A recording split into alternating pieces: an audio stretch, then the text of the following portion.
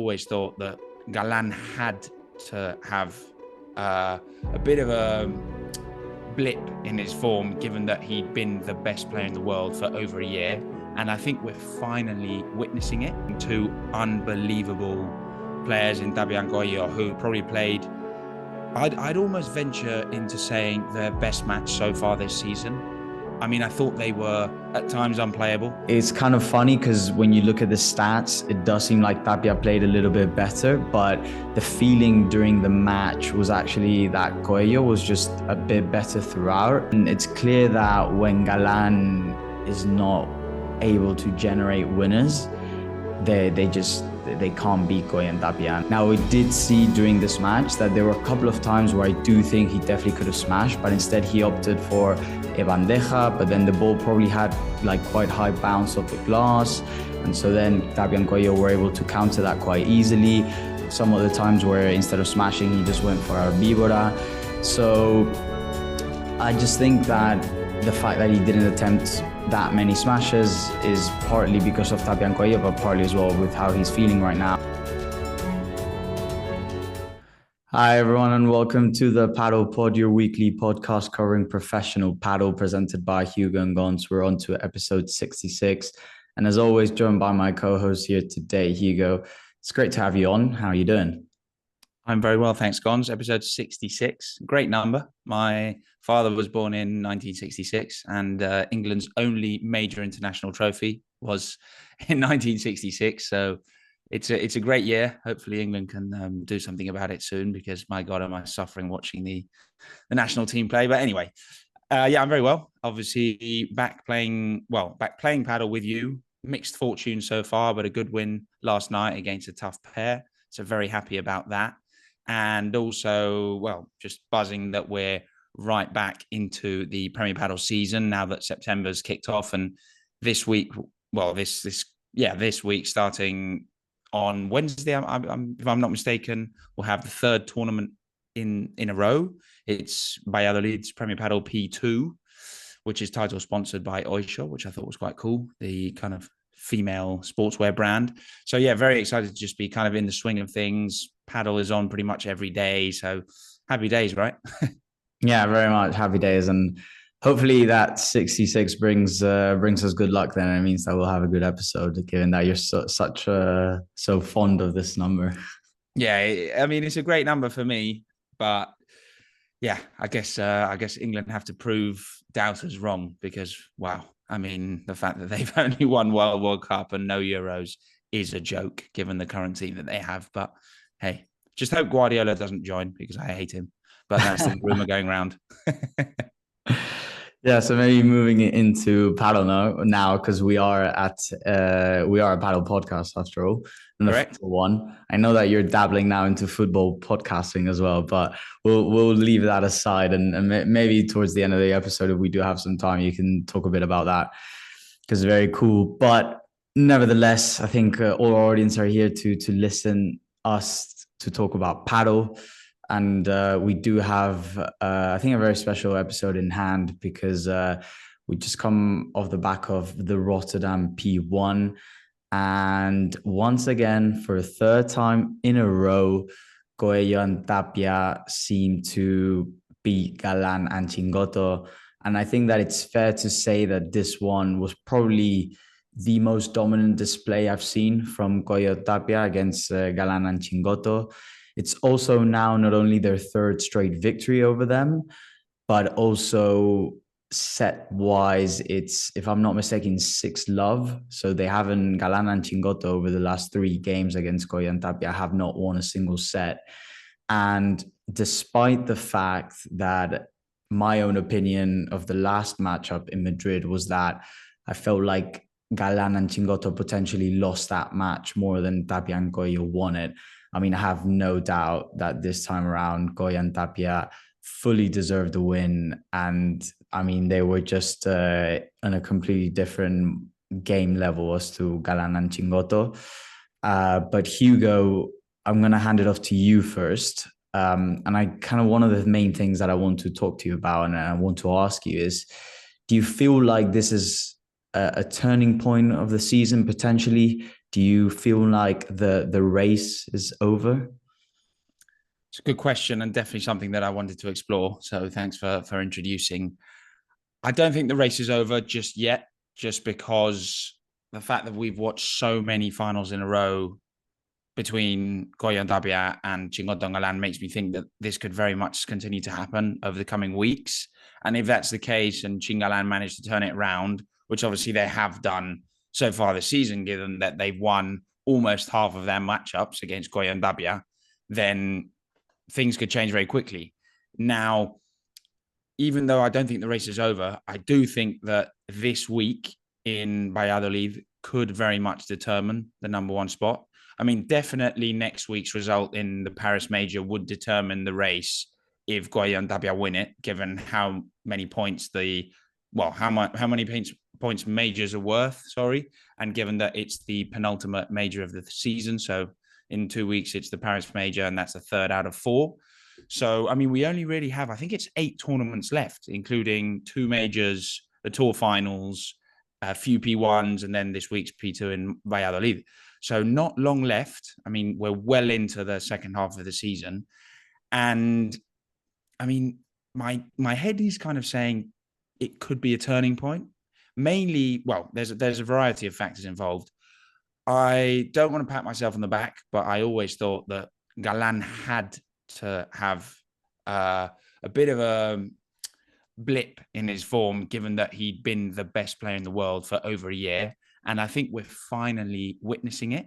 I don't really know whether it's due to, I mean, it seems to be mental, because the fact that they've just got back from holiday, I know they've played for 2 weeks in a row, but I mean, they've been used to doing that their whole lives and the whole season. So they've only just got back from a month's holiday in August. I'd be surprised if it's down to fitness or tiredness. So I think it's more mental. I just think when you watch Galán play, he just seems to be like nervous and anxious, and his decision making is not on point. I mean, very, very far from what we've seen so far, well, this season and for the last year. And when you actually look at the specific statistics from Galán's side in the final, he had a minus 8.39 contribution score. Now, I don't think I've ever seen such a negative contribution score, not just from Galán's side, which I'm definitely sure that that's the case, but across all these 4 players, Tapia, Coello, Galán, and Chingotto, which I think reflects that he really did have a very poor game. 12 winners, 12 unforced errors, so just very average. Minus 4.2 contribution score in the key points. So just all in all, a really bad showing on his behalf. So I think if he doesn't manage to turn this form around, then it's game over for them. Now, I think Chingotto, on the other hand, had a pretty good game. I know it wasn't anything spectacular, but very consistent, just 2 unforced errors, a positive contribution score. And obviously they were facing 2 unbelievable players in Tapia and Coello, who probably played, I'd almost venture into saying, their best match so far this season. I mean, I thought they were at times unplayable. There were so many points that actually Chingotto and Galán managed to get that extra ball into play. And a lot of times throughout this season, we've seen how, well, other pairs, but also Coello and Tapia, when Chingotto and Galán make them play that extra ball, they end up making a mistake. And, well, in this week's final, it just never happened. They just always managed to put the point away. Now, I mean, Tapia was obviously probably the star man in the final, looking at the contribution score, given that he had the best, almost 20. But I actually thought Coello's final was particularly impressive. He produced no unforced errors in the first set. Now, that's just truly unbelievable for someone who takes so many risks in the way he plays, and given the game he hit, his game style. So I think that given how well Tapia and Coello are playing, and given Chingotto and Galán's momentum, it could really be a turning point for their season. But I think what's really going to determine it is this week's tournament in Valladolid and also next week's tournament in Paris. I don't know what you think, Gons. Yeah, and heading into Valladolid, I mean, I think Coello is going to be so motivated because he's obviously playing at home, and I'm sure that Tapia is going to want to make his partner happy and play at a very high level as well. So I don't foresee them kind of having this drop off in terms of, we've won 3 straight against Chingalan, and we've won 2 tournaments with both of the tournaments back from the summer. So you could maybe argue, that maybe now they're just going to relax a bit. But to be honest, I do think that heading into this tournament, they're going to be really motivated to continue that streak. And then, as you mentioned, we've got the Paris major. So that's obviously huge as well.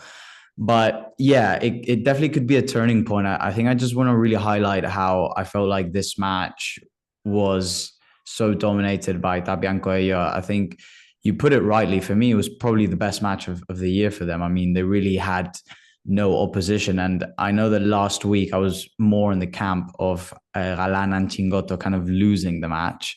And I think it just looking at some of the stats, I mean, I think I'm going to perfectly summarize it, because so this match, Tapia and Coello won, total points won 64, but they had 35 winners. So more than half of the points that they actually won were winners generated by themselves.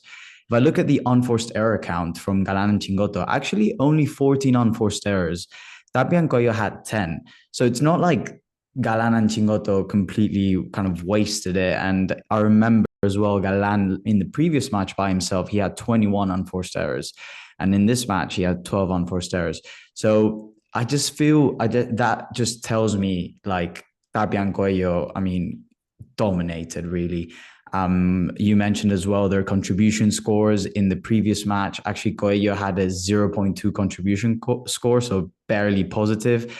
Tapia only had a +9 positive score in this match. Both of them kind of reaching the 20s. Tapia slightly more than Coello, with 19.85.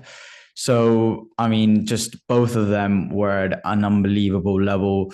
As you mentioned, it's kind of funny because when you look at the stats, it does seem like Tapia played a little bit better, but the feeling during the match was actually that Coello was just a bit better throughout. And I don't know if that's because, like, we've also seen in the past Coello have finals where maybe he was the weak link, and this time he was so good that it was so noticeable.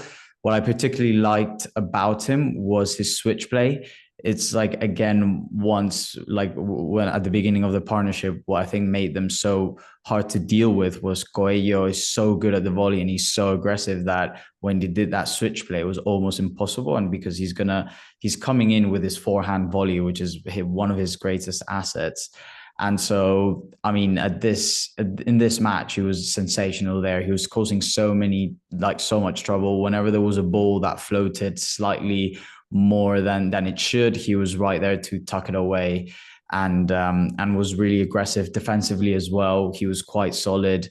I mean, the fact that you mentioned, I mean, 0 unforced errors in the first set, I don't think I've ever heard that from Coello. So top notch. Honestly, it was unbelievable. And then Tapia throughout as well. I thought he was sensational, especially late in the game. He picked it up, and I just love how he closes games. Whenever there's a match point, you know that he's going to smash it, and you know that the ball's going to fly like 5 meters in the air and no one's going to catch it. I mean, it's just unbelievable. And he ended up as well with some really nice stats. I mean, 20 winners, 6 unforced errors.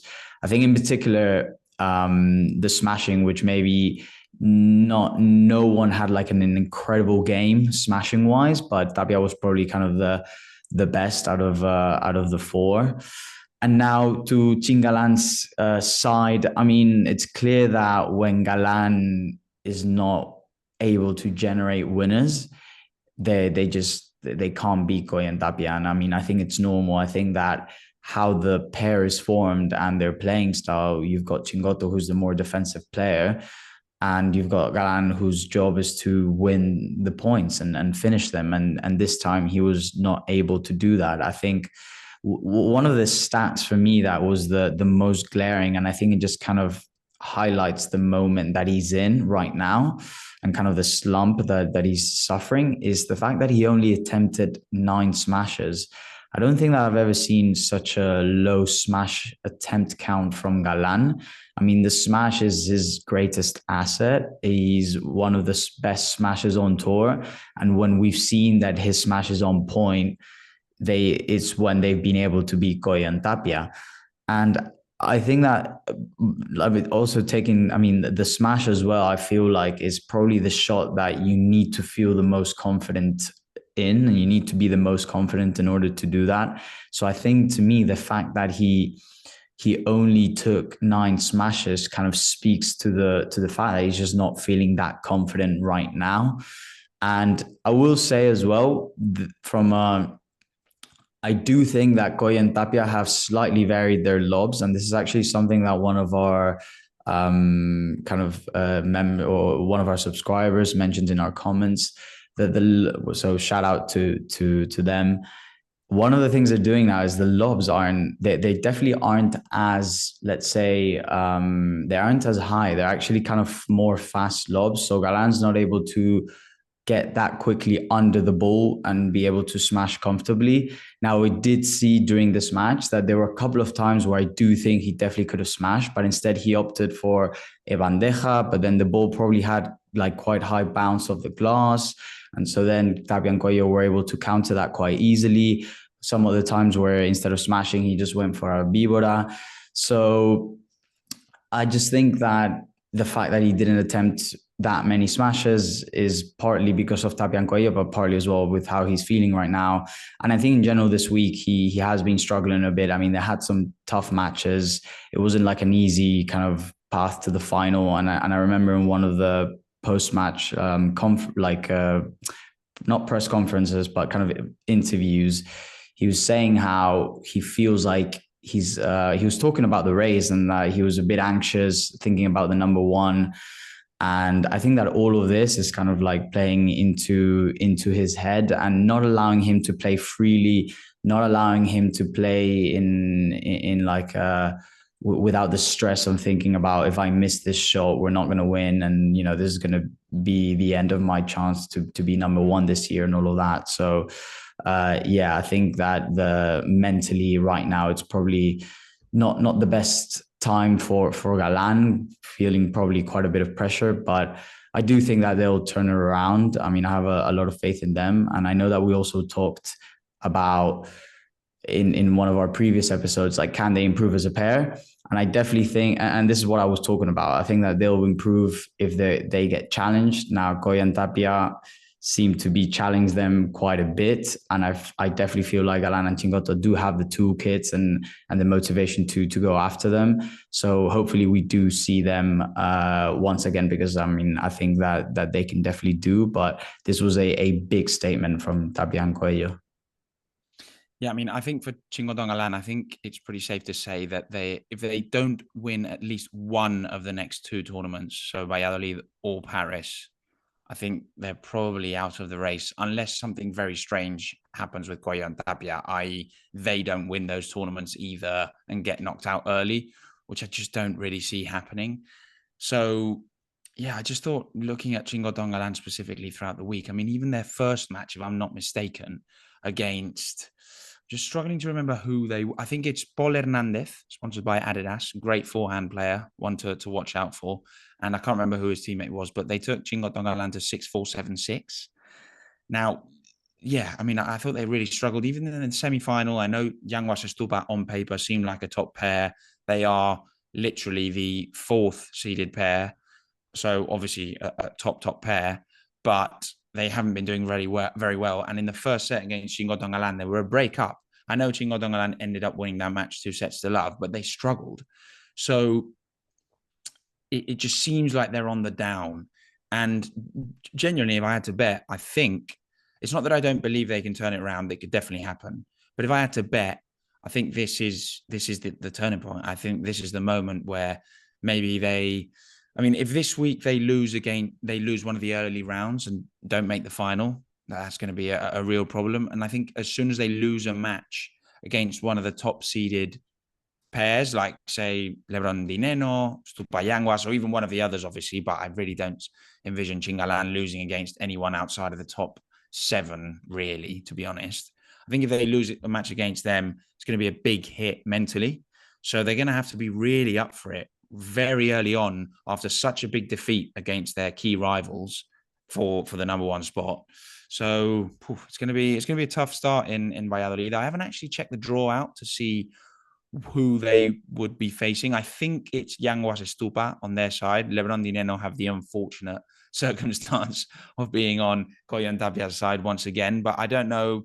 I'm not sure where Coki and John are. I'm not sure where Paquito Cardona are. It'd be good to have a quick look at that, maybe later on, or well, I'll obviously look at it in my own time. But yeah, it's a big tournament for them. And then Coello and Tapia, I think they've just got to go all out, because I think if they manage to win both tournaments, Valladolid and Paris, I think that's the season done.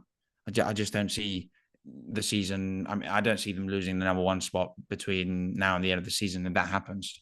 So that's why I think the next two tournaments are the most important tournaments of the season. And if the next tournament was the major, I'd probably just go with that one. It's just that after this P2, the Paris major is straight after, and it's worth so many more points that you've got to take that into account. Yeah, and actually looking at the draw right now, I mean, the first matchup is for Chingotto and Galán is against Javi Barahona and Teodoro Zapata. So, I mean, I don't think that's not an easy first round match. And then you've got to go potentially in the quarterfinals. You could have Chozas and Augsburger, who had a really good tournament. I mean, Arroyo or Sanyo. It also seems like Paquito or Cardona potentially. Okay, so yeah, tough draw for them. Yeah, so so it's not the easiest draw, definitely not. But I still think like they're good enough to make the final. In general, I don't see them. Whereas, I mean, they have. Let's say it wasn't as easy as other tournaments for them to get to the final in terms of even though they did win by 2 sets basically, all matches, but it did seem like they were struggling and they were tight sets. But I just feel like the mental element comes into play just against Coello and Tapia, to be honest. I think that's where Galán is really struggling at the moment. Probably at the start of matches, as soon as basically there's a negative or he sees that he's not doing what he wants, let's say that he tries a smash and he loses the point, or he does an unforced error, he then enters this negative dynamic, which he's at the moment, he's not been able to get out of. I think in the past we had seen him go sometimes into negative dynamics, let's say in like a first set, but then like all of a sudden the second and third set just completely balls it out the park. But I think this time when he starts getting into this negative dynamics, you can see that in the benches, he's quite frustrated. Sometimes he's kind of throwing his racket around, or he's like hitting the fence. So I just feel like there's a level of frustration that we haven't seen before from him, and probably all due and tied to the fact that he probably sees the number one kind of spot or the number one ranking heading like south and going with Coello and Tapia, and that he's not able to get there this season.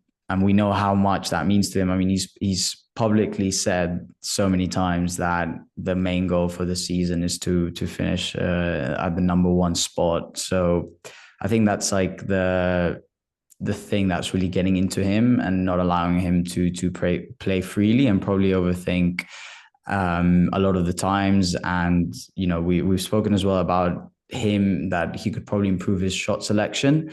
And I think that all of this is kind of making him probably go for the wrong shots when at certain times.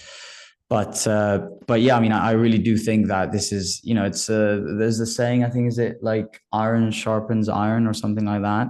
So I think this can only be good for paddle, basically, because the fact that Coello and Tapia are at this level hopefully mean that Chingotto and Galán go into training and try everything and anything to be better and to counteract what Coello and Tapia are doing, and then that will make them better, and it will make for a better spectacle and for better paddle matches, and that's probably all what we want. But I do think as well, I kind of want to highlight one of your points, which is very fair, and the fact that Galán was at such a high level throughout the last 12 months that you kind of had to ask the question, like, when is the drop coming, right? Because I mean, he was single-handedly the best player in the world, and he was, not that he was carrying Chingotto, because Chingotto has been also really good and doing his own, like pulling his own weight, but a lot of the times, like the finals, he essentially won them almost by himself with Chingotto alongside him. And so at some point you thought like, okay, you know, this probably has to revert to some sort of mean. And we're probably at this moment. Yeah, I think so. And I think that, or potentially, I would see one of the reasons why he's had such a dip in form is because when you're playing at such a high level, you're a 10 out of 10 every week. When suddenly you're a 9 out of 10, you're really harsh on yourself. And I think that probably makes you play even worse because you're not happy with being a 9 out of 10. Galán probably generates 25 winners in a match and says, why haven't I generated the 35 that I always generate? And I think it's that pressure that he puts on himself has actually made him play even worse than what his current ability, basically what he's currently able to play, or the level that he's currently able to play at. I think he can play better than he's currently playing, because it's not just down to his ability on the court. I don't think that won't have changed as much, and his decision making can't get that bad from 1 week or 2 weeks to the next. I just think it's that pressure that he's putting on himself that's really letting him down. So, I mean, I guess we'll see. The good thing is that Chingotto was sensational in the semi-final match against Tupañanguas. He was the MVP by far and almost won it single-handedly. And I thought in the final, he was the one where, well, when Coello and Tapia were 3-love up and serving, Chingotto basically won that game and broke back their serve single-handedly with 2 unbelievable salidas. And I think Chingotto was basically the big highlight. So I guess the good thing for Chingalan is that now that Galán's dropped, Chingotto is still at a very high level and probably at the highest level that he's played all season, at least in my eyes, in terms of, I mean, he generated 8 winners in the match where they only won, 4 games? It's not bad at all. He generated nearly half of the winners of the pair. Exactly. So he's generating those winners, just 2 unforced errors. And just generally, I thought he was really, really good. So I think that is great for Chingalan, because now Chingotto might have to pull the weight of the partnership for a bit. And maybe one final point, just to reiterate how much things have changed in this final. Gons, you and I were talking about this in the car yesterday when we were on the way to Padel. I almost feel like throughout this season, in the battles between Chingotto and Galán and Tapia and Coello, Tapia and Galán were the key men. They were the best players pretty much every week. And then Coello and Chingotto were kind of the secondary actors. Now, in this final, I know that Tapia had a sensational, probably like 4 or 5 games at the end of the match when it was practically won, and he just decided, okay, I'm just going to produce like 3-4 winners per game. But I think that the match was really won before that, and I think Coello was the key man there. So what I'm trying to get at is that whereas throughout the whole season, I think Tapia and Coello were the best players for both pairs, I think right now it's been Coello and Chingotto who've determined the matches and the finals, which they've got to be really proud about, because it's tough when you're playing a game. Well, when you're playing with the 2 best players on the planet. I think we can probably agree that Tapia and Galán are objectively the 2 best players right now in the paddle world. So it must be tough being that partner who's almost always in the shadow. And now both Chingotto and Coello have demonstrated that they can very much be the main characters. So it's great to see, and we'll see how this evolves in the coming weeks, because it's going to really determine whether both pairs can continue this run, whether they can continue to make the final week in, week out, which I know I was wrong last week when I predicted that we were going to watch a different final for the first time. But I do think that it's going to happen soon, because, well, it's just, I don't think we've ever witnessed a season where 2 pairs go on and play straight finals for about 20 tournaments in a row. So I guess we'll see. But maybe we should probably move on to other pairs. I kind of want to start with one of the highlights, my eyes. So Alex Chozas and Leo Augsburger, who made a semi-final, and they did end up losing to Coello and Tapia. But on their way to the semifinal, I mean, they knocked out Lebrón and Nenno, and if I'm not mistaken, Coki and John as Correct. well. So that is, I mean, a massive result, like very tough draw to having to go through all those pairs, and they played sensational. It's kind of weird because I feel like it's just you get the highs are incredibly highs, but the lows are incredibly low. I think that's what you get with Augsburger and with Chozas, who's kind of like similar, but I must say I really like him on the right. I hadn't really seen him on the right before.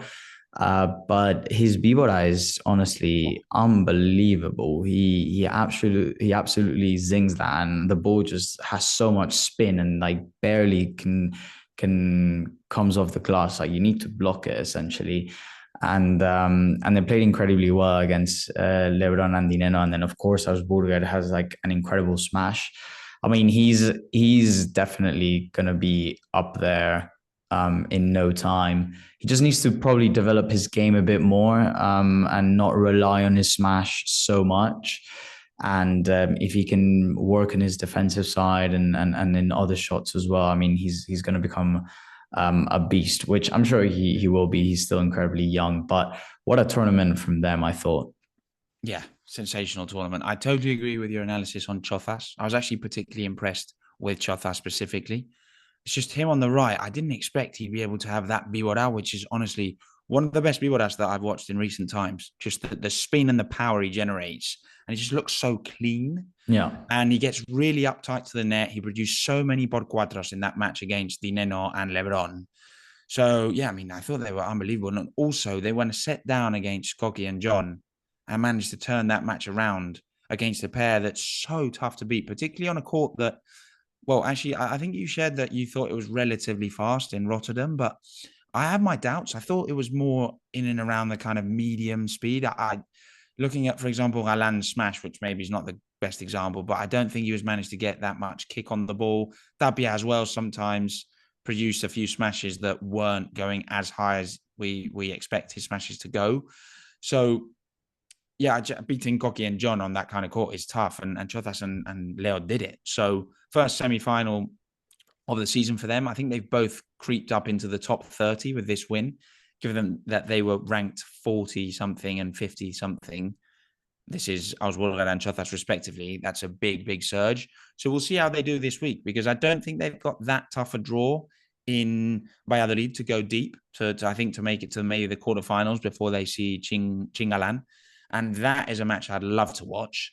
Now, I do agree that there's things about that partnership that I don't love, particularly the mental side. I think both Chozas and Augsburger are very emotional players. I think when they lost that tiebreak in the first set against Tapia and Coello in that semi-final this week, they just completely lost it. And they started almost like getting pissed off at each other. And you could see Juan Jiménez, their coach, on the bench. Again, credit to Juan Jiménez, because every pair he touches turns into gold. So he must be doing something right. I mean, he is an ex-number-1 player, so probably knows a thing or two. But yeah, he was saying, like, guys, I mean, you've only just teamed up together and you're in the semi-final against the number 1 seeded pair in the world. I mean, if you're getting pissed off, we may as well just leave. So yeah, I do agree that I think the mental side they have to improve. They are both very young players, so I'm sure they will. And yeah, just looking at Augsburger specifically, I think his forehand volley, given that he's a backhand player, can improve. It's a bit inconsistent. And yeah, they both struggle defensively against the top pairs, obviously, because they did beat Lebrón and Nenno. And I think against that match against Lebrón and Nenno, they definitely won that match rather than Lebrón and Nenno throwing it away. I mean, maybe delving into that match, because I thought it was probably one of the best matches of the tournament. I think Leo Augsburger generated something like 36 winners and 14 unforced errors. And Lebrón had very, very similar numbers. I think the winner versus unforced error was like 1 up, 1 down, something like that. So I really do think that they deserve to win that match, and they won it due to their own merits. Now, maybe moving on to Lebrón and Nenno, given that obviously we were just mentioning them in that match, I think that Nenno in particular really struggled in that match to find a way to play against Chozas and Augsburger. And I'm saying this because they won the first set 6-1, but then you get the match turned around by 2 very young guys who you would expect that when they lose a set 6-1, they might lose their heads a bit. And I think they should have just played with that a bit more. I think they were, Lebrón and Nenno were probably going for shots that were a bit too risky at times. And I think the fundamental reason why they lost is because their lobs and the quality of their lobs was very poor. And they were probably playing too many lobs, in particular the Nenno. I mean, the amount of times the Nenno was trying to go for a quick lob over Augsburger or Chozas, and they were just absolutely demolishing that ball. And I think that's where they should have shown, Lebrón and Nenno should have shown their experience and said, okay, these are two of the top 10 smashers on tour right now. The way we have to play is limited unforced errors, make them volley, make them play that extra ball, and don't give them smashes, let alone easy smashes. And I just think Nenno gifted too many kind of dollies away in that sense. Do you feel like this is a setback for Lebrón and Nenno, or do you think was it more of a kind of maybe one-off? Leo and Chozas playing incredibly well, but nothing that you would kind of worry about? I mean, I'm sure they will. This is Lebrón and Nenno. They'll be very pissed off that they lost that match, and they were probably expecting to go deep, given that they'd performed really well the previous week. But I think it's going to massively depend on this week. I think if they make the semifinals again this week and they put on a good show against Coello and Tapia, even if they don't win, they won't see this tournament as a setback. But if they don't make the semifinals, then yeah, that could be very bad, because we know how easy it is to get 2 bad results in a row and suddenly just get into that negative dynamic. So I guess we'll see. I just think that, as I said, Chozas and Augsburger deserve to win based on their own merits. So Lebrón and Nenno, I think they can accept losing against a pair who, just basically incredibly aggressive pair that ends up generating so many more winners than unforced errors. And that's how they win. That's fair enough. But I do think they've really got to kind of reset their strategy and think about when they play against those ultra aggressive pairs, you've got to try and adapt a little bit better. Yeah, exactly. And it's actually quite funny because it does come off the back of me saying that I think Lebrón and Nenno were going to be such a consistent pair and they weren't going to have any stinkers. And literally the first tournament after that, the prognosticator strikes once again, and Lebrón and Nenno out early. So yeah, I mean, we'll see. I do think that, as you said, massive kind of credit to Chozas and Augsburger. I definitely don't want to take anything away from them, but after winning your first set 6-1, I mean, you definitely should manage the game a bit better, especially given how experienced both Nenno and Lebrón are. But they let them, they let them kind of get into the match and get into the rhythm. And if you start feeding kind of short lobs to Augsburger and to Chozas, whose best weapon is to smash, then, I mean, you're just playing with fire, essentially. And they left the door open, and Chozas and Augsburger, I mean, took advantage of it, and then they won it by their own merit. So massive credit to them. I mean, let's see what they do towards the end of the season, because they could be quite a dangerous pair for any of the top, really, to face. I mean, even to be fair, against Coello and Tapia, one of the sets went to the tie break. Like it wasn't like easy at all in many respects. So they can definitely give a good fight. But I mean, yeah, I kind of would agree with you overall in the Lebrón and Nenno analysis. I don't think I would be too worried. I think I am though a bit more confident in saying that I just don't think that I don't think they'll win a tournament. To be honest, I still think that's going to be very much Coello Tapia and Chingalan. I still think that they're not quite there yet. But we'll see. I mean, it's going to be, it will be pretty historic if we don't have another winner. And it still goes Chingotto, Galán, or Coello and Tapia. So yeah. I mean, you might be right, to be fair, because I'm looking at the calendar. There's only one other P2 beyond this week's Valladolid P2, which is the Egypt P2, the New Giza P2 in October, which is actually the only Premier Padel event in October, which probably means that all players pretty much will be playing it. So given that all the major pairs are playing this week in Valladolid and they'll all play in Egypt, all the pairs are going to play the P1s and the majors. So that was kind of one of my arguments. I just thought that maybe Coello and Tapia and Chingalan would sit out a P2, but given that there's only 2 left, it's not going to happen. So will they win a tournament? I know it's going to be very tough, but I still think they could easily do it, just because I think there's going to be a moment where Coello and Tapia or Chingalan slip up. And if that's the case, they'll only have to beat one of those pairs. Unless the slip up means that they've beaten that pair as well. So, I mean, we'll see. But I think they're lucky in the sense that they've only just come together. So they obviously have that kind of extra ambition. And they're also lucky in the sense, what we previously described and explained, is that their points difference with respect to the 4th ranked pair, which is Tupayanguas, is so big. So in that sense, the pressure for them, I think, is quite minimal. Also, given that Lebrón just returned to the backhand. So we'll see. I'm still vouching for them to win a tournament, but we'll see. Yeah, I don't foresee any kind of pressure in terms of them splitting up or anything like that. As you said, I mean, they do have quite a nice gap. I think that they'll benefit quite a lot as well of having like a full preseason together. And I think they would want to give each other that opportunity. So I'm sure that heading into next season, I mean, unless all of a sudden, Tapia and Coello split or Galán and Chingo split, something like that. I mean, something that you would definitely not expect. And then anything could happen at that point. But if those kind of pairs remain the same, then I mean, I do think that Lebrón and Nenno will head into next season still together, doing a full preseason together, with the chance of hopefully making some noise. Maybe just a quick point and final point on 2 other pairs that I just wanted to touch on. Tupayanguas firstly and Paquito and Cardona secondly, given that they're probably the other major pairs. I thought that Tupayanguas had good matches throughout the week. They didn't have the toughest draw, though, to make the semifinals. So it's hard to analyze. And they also dropped a set against Maxi Sanchez and Lucho Cabra, who are not in great form. But it is true that they made the semifinals and they took Chingo and Galán to the limit in that first set of the semifinal. They were a breakup. I actually thought they were going to win that set. I don't really know how Chingotto and Galán turn it around. Well, I mean, I do know it's got a name and a surname. It's Fede Chingotto. But I just think that,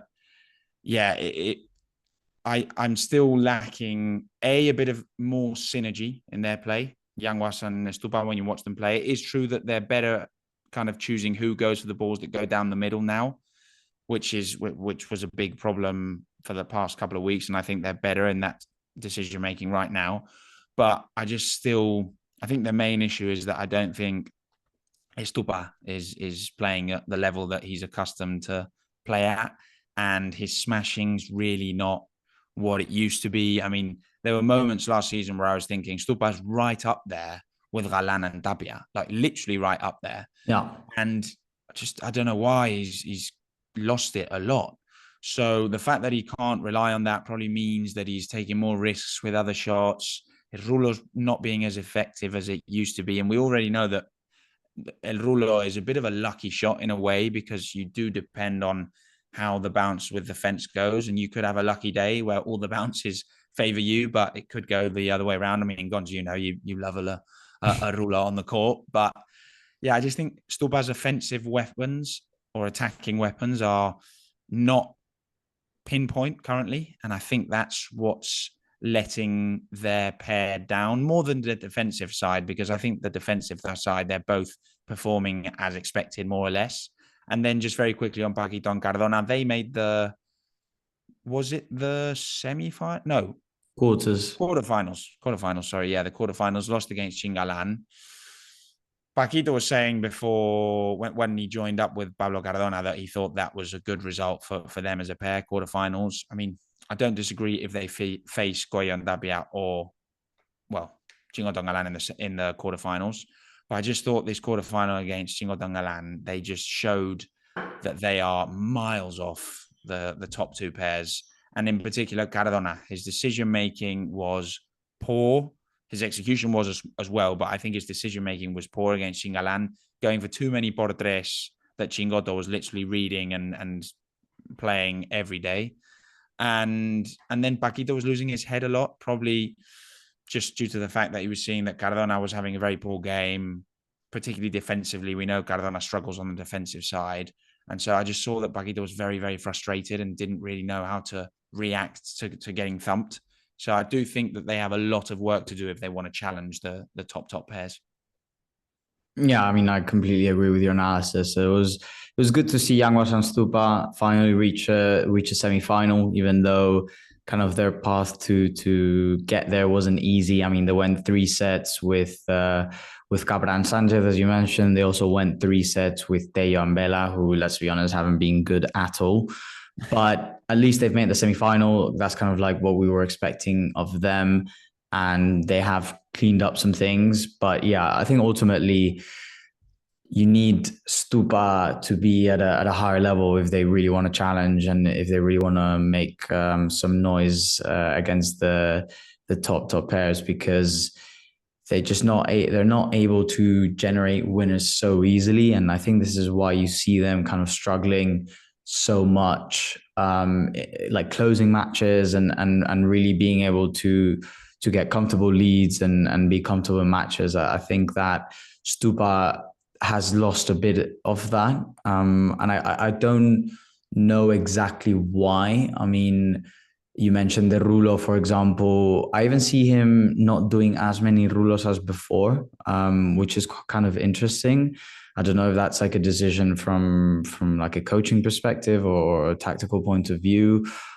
His smash is sometimes hit and miss. He can have good moments, but then also he has moments where they aren't like good, and he uses it sometimes a lot, maybe more than he should. So, I mean, Stupa, when he was at his best, he was actually able to win and generate so many winners. And really, he was one of the top players, as you mentioned, last season, or even spells when he was with Lima and with Alex Ruiz. There were honestly moments where you could argue that Stupa was the best backhand player on tour. And it feels like he still hasn't found, or he still hasn't gotten back to that level yet. I don't know if that's got to do with this whole Bozzoni thing, that he wants to make him a hyper aggressive player, and so he still needs to adjust to that. But nonetheless, if they really want to challenge, I feel like he's the one that like really needs to step up. And then from Paquito and Cardona, yeah, I mean, I think you can. Quarterfinals is a good result for them. If they do manage to get a semi-final, I think it's a great outcome. But I mean, they are really kind of behind, and I don't see them anytime soon kind of able to really challenge, unless one of the top pairs like loses out early or something like that. I mean, I think we're getting to a point now in general in the tour, and maybe so also due to the fact that it's quite late in the season and kind of the standings are already bit decided, but it's kind of like the pyramid, let's say. I think it's getting to a point where it's quite clear, where you got Chingotto and Galán and Coello and Tapia, I mean, very much clearly at the top. Then below you've got Lebrón and Nenno.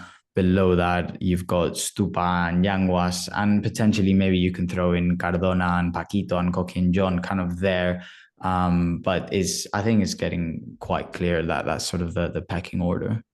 Yeah, I totally agree. Although I would love to watch a Yanguas Stupa versus Paquito Cardona. I would, yeah.